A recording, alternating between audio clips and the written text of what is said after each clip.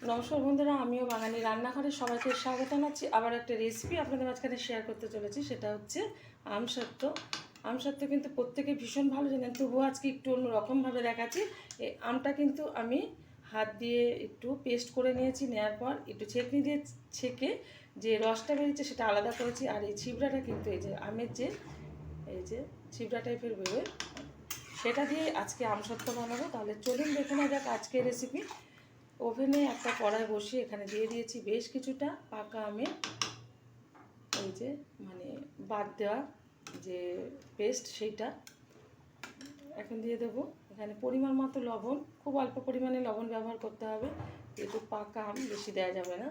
এখানে কিন্তু কোনো চিনি ব্যবহার করব না, এটা খুব অল্প উপকরণ দিয়ে কিন্তু করছি। কারণ হচ্ছে চিনি লঙ্কা কিছুই ব্যবহার করবো না, অনেকে দিয়ে থাকে লঙ্কার গুঁড়ো, আমি কিছুই দেবো না।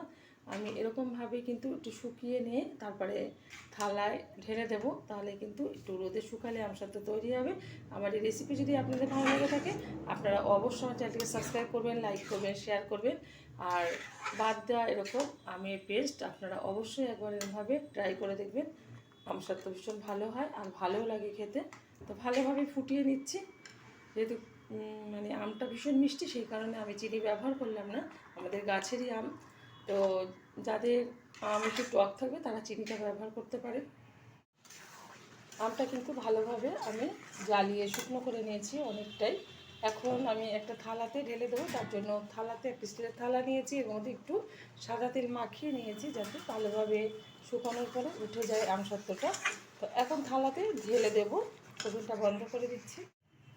থালাতে কিন্তু ঢেলে আমি সুন্দরভাবে সেট দিয়ে নিয়েছি। এখন আমি এটা রোদে রেখে দেবো যতক্ষণ রোদ থাকবে, তারপরে শুকিয়ে গেলে দেখাবো যে আমসত্ত্বটা কেমন হয়েছে। আমসত্ত্বটা কিন্তু আমি রোদে ভালোভাবে শুকিয়ে নিয়েছি 2 দিন ধরে। তো এই যে উল্টে দিলেও কিন্তু পড়ছে না। এখন একটা ছুরির সাহায্যে আমি 4-5টা একটু তুলে নেব। আপনারা অবশ্যই এরকমভাবে একবার ট্রাই করবেন, আশা করি ভীষণ ভালো লাগবে। পাকা আম থাকতে থাকতে কিন্তু এরকম আমসত্ত্ব আপনারা দেওয়ার চেষ্টা করবেন।